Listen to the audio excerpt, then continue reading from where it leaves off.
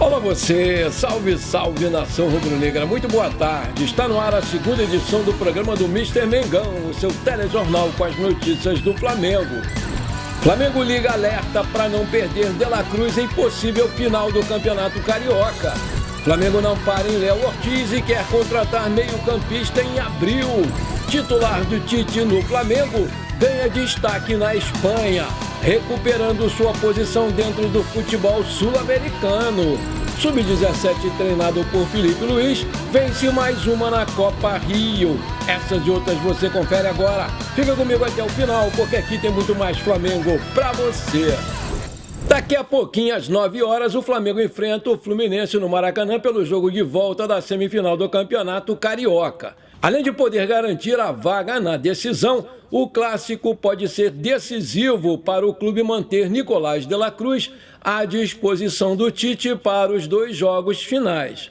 Como levou o cartão amarelo no jogo de ida na semifinal, em que o Flamengo venceu o Fluminense por 2-0, o De La Cruz abriu precedente para ficar fora do jogo de volta de uma possível decisão. O regulamento da FERJ zera os cartões na fase semifinal. Agora a única chance de qualquer atleta ficar suspenso é levando amarelo no primeiro e segundo jogo da semifinal e na partida de ida da decisão. Nesse cenário, o jogador estaria suspenso para o jogo final do Carioca. Essa realidade se aplica a De La Cruz, do Flamengo. Para conseguir fugir disso, o meio-campista uruguaio tem que fugir de ser advertido contra o Fluminense logo mais. Do lado do time de Fernando Diniz, o lateral direito Guga também corre esse risco. Vale lembrar que o Flamengo não perde um clássico carioca há 11 partidas. Contando clássicos contra o Fluminense, Vasco e Botafogo, a última derrota do Mengão foi em 30 de abril de 2023. Nessa data, o Botafogo conseguiu superar o Flamengo pelo placar de 3-2 no Maracanã, jogo pelo Brasileirão. Desde então, nenhum clube do Rio de Janeiro conseguiu vencer mais o Flamengo. A torcida do Fluminense praticamente abandonou a sua equipe para esse jogo. O mando é do Flamengo, mas na prática o estádio está dividido para as duas torcidas. No entanto, só a do Flamengo deve comparecer em massa. O detalhe chamou muito a atenção da imprensa em geral. O setor norte já está esgotado há um bom tempo. Por outro lado, os setores leste superior, leste inferior, oeste e Maracanã mais, que são mistos, estão praticamente esgotados. Restam poucos bilhetes. Todavia, o lado do Fluminense, no setor sul, vendeu apenas 5 mil ingressos. Ao todo, foram comercializados 45 mil ingressos. É provável ter pelo menos 40 mil torcedores do Flamengo. O Mengão terá o apoio da nação, que preparou um mosaico para esse jogo. Caso se classifique, o Flamengo vai enfrentar quem vencer do jogo entre Vasco e Nova Iguaçu, que vai acontecer amanhã, domingo, dia 17. Para o mosaico, a equipe de comunicação do Flamengo deixou algumas recomendações para o bom funcionamento do espetáculo. Segurem a placa até o apito inicial. Se a cadeira ao lado estiver vazia, levante as duas placas. Evite ficar nos corredores e fazer aglomerações na bateria. Aí dá-lhe Mengão 2-0 hoje.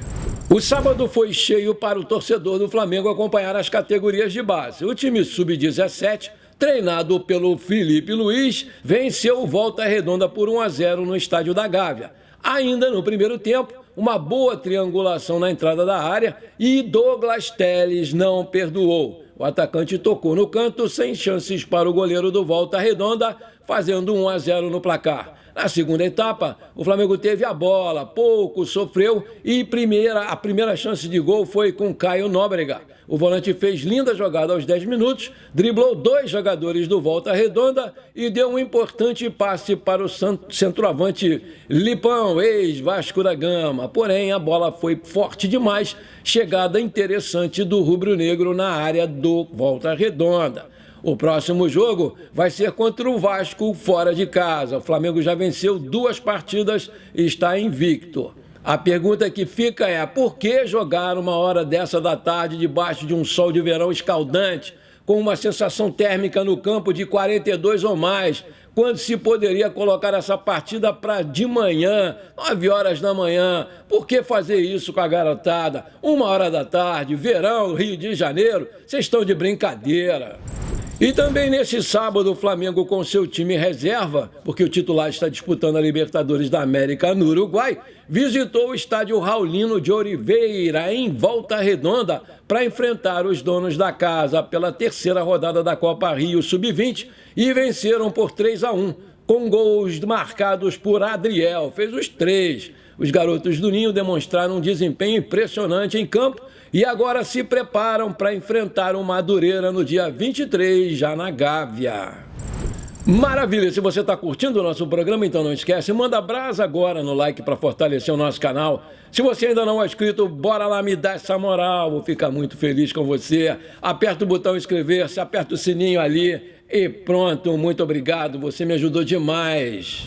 A equipe do Flamengo vem sendo elogiada nesse começo de 2024, tendo grandes apresentações. Inclusive, um titular do Tite vem sendo elogiado até pela imprensa internacional após conseguir uma retomada na sua carreira. Trata-se do goleiro Agustín Rossi. O goleirão argentino viveu alguns maus momentos desde a sua chegada ao Rio de Janeiro. Ele chegou a ser muito criticado e a sua titularidade passou a ser colocada em xeque. Houve uma pressão para ele ser reserva, mesmo que a nação não morra de amores pelo Matheus Cunha.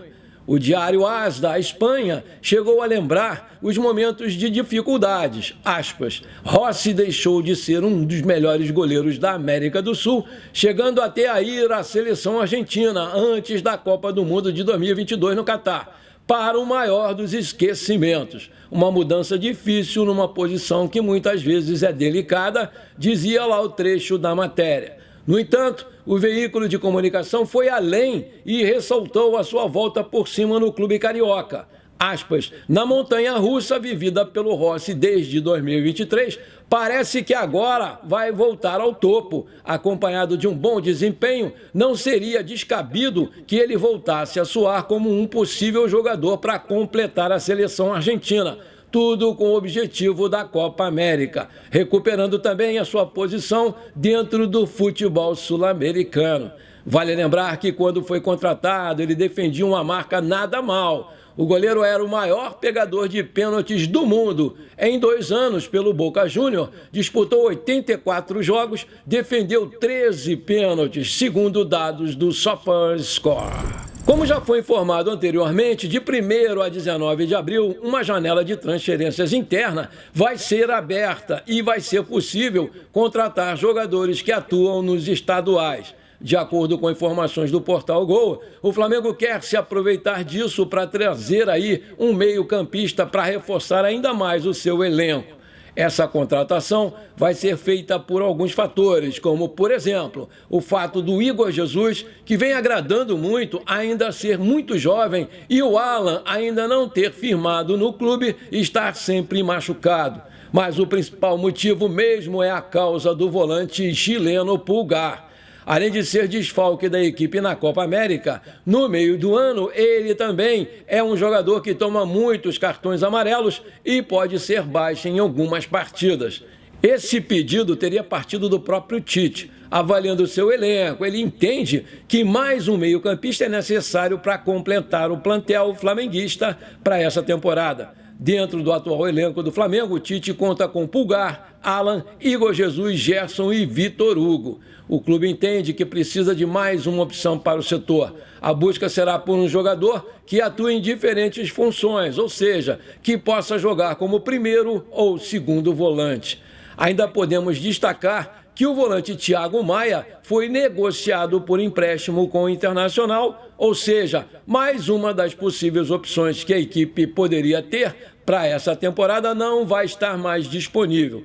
Em relação às contratações feitas para o time do Tite, chegaram o lateral esquerdo uruguaio Matias Vinha, o meio-campista uruguaio De La Cruz e o zagueirão Léo Ortiz, que foi o último contratado vindo do Bragantino. Um detalhe que foi trazido pelo portal é que, apesar de ainda não se ter o nome de quem pode ser esse próximo contratado, ele atua necessariamente no futebol brasileiro. Isso se deve ao fato que nessa janela de transferências, que se abre agora em abril, é obrigatório que seja uma negociação interna, ou seja, no futebol brasileiro, uma vez que o jogador obrigatoriamente tenha que ter atuado em algum estadual.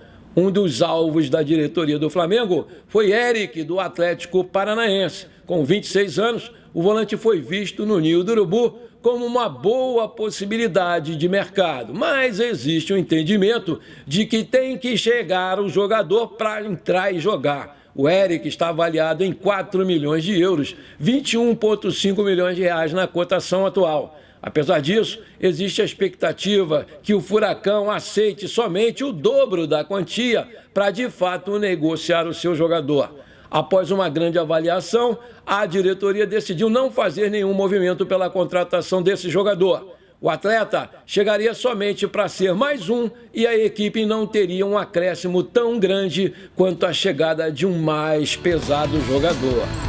Bom, por enquanto foi isso. Eu espero que você tenha gostado do nosso programa. Muito obrigado por você ter ficado comigo até aqui. Um forte abraço, bora ser feliz. Pra cima deles hoje, Mengão, 2-0.